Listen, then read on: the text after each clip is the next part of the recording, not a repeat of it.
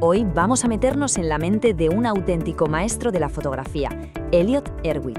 El objetivo, aprender a ver el mundo de otra manera, a cazar ese humor que muchas veces se esconde a plena vista. Erwitt situaba la cámara a la altura de los perros a los que adoraba, perros que muestran su propio punto de vista.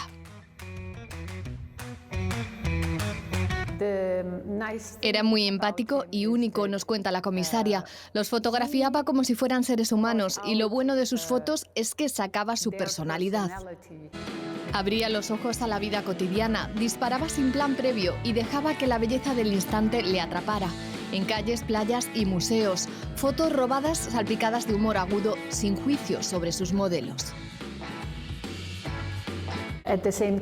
Mantenía su niño interior y era un coleccionista de momentos. En los museos es un juego de espejos en el que él observa a los que miran, nos dice.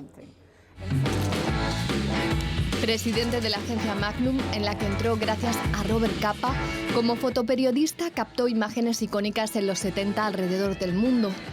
Erwitt falleció en 2023 a los 95 años. Nunca abandonó lo cómico, lo ambiguo. Cada foto consigue quizás lo más complejo para un fotógrafo: arrancarnos una sonrisa amable. Serio a la hora de no ser serio. Fijaos bien en esta frase porque es toda una declaración de intenciones. Esta paradoja es, en realidad, la llave para entender la visión única de Elliott Erwitt, una filosofía que le acompañó durante sus más de 70 años de carrera. Bueno, primera parada. ¿Quién fue Erwitt? Porque para entender su obra, primero hay que conocer un poco su viaje.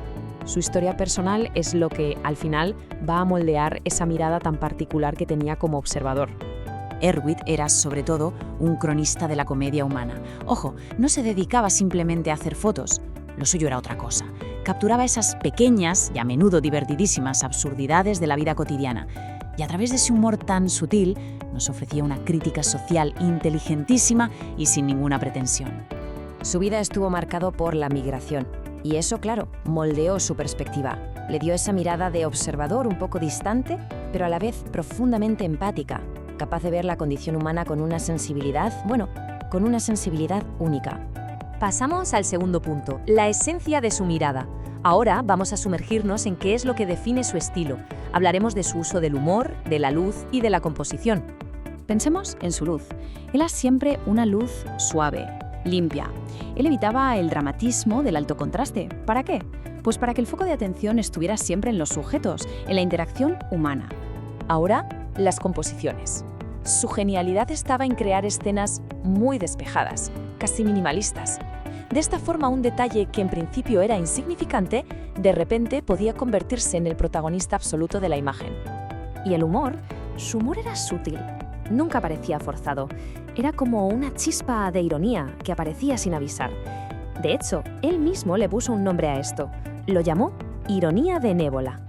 ¿Y qué es la ironía benévola? Pues mirad, no va de reírse de la gente. Va de compartir una risa silenciosa, cómplice, ante las situaciones tan extrañas que nos regala la vida. Es un humor que en realidad sirve de puente, que nos conecta con la experiencia humana. Pero lo más interesante es que su humor no era solo temático, era estructural. La ironía nacía de la propia composición. Por ejemplo, al yuxtaponer algo muy formal con algo ridículo, o al invertir las jerarquías, haciendo que el protagonista fuese un perro y el humano solo un par de pies, o simplemente rompiendo la simetría de una escena con un detallito que no encajaba.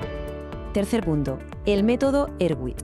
Vale, la pregunta es, ¿cómo se las apañaba para cazar estas coincidencias una y otra vez?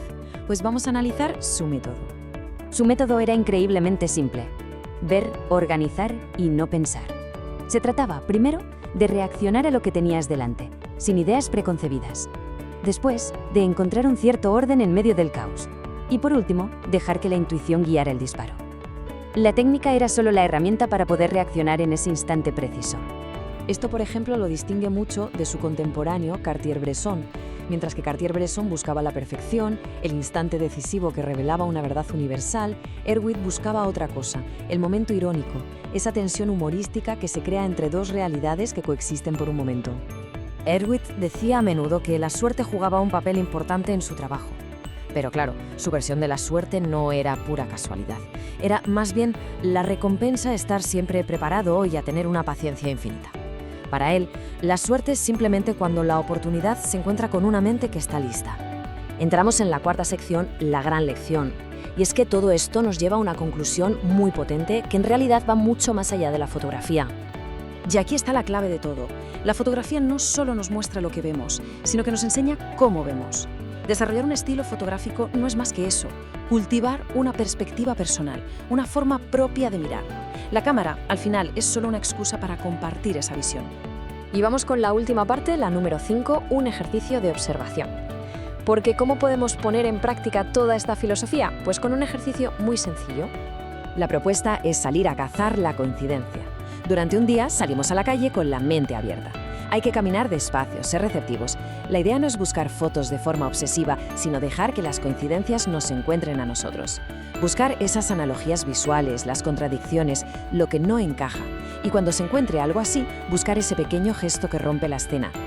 Así que la pregunta final es esta. ¿Qué sutiles absurdos se esconden en nuestro día a día? Si entrenamos la mirada para buscarlos, no solo mejoramos como fotógrafos, nos convertimos en observadores más conscientes de esta extraña y maravillosa comedia que es la vida. Y esa, al final, es la invitación de Erwitt: reconocer y celebrar esa sutil absurdidad.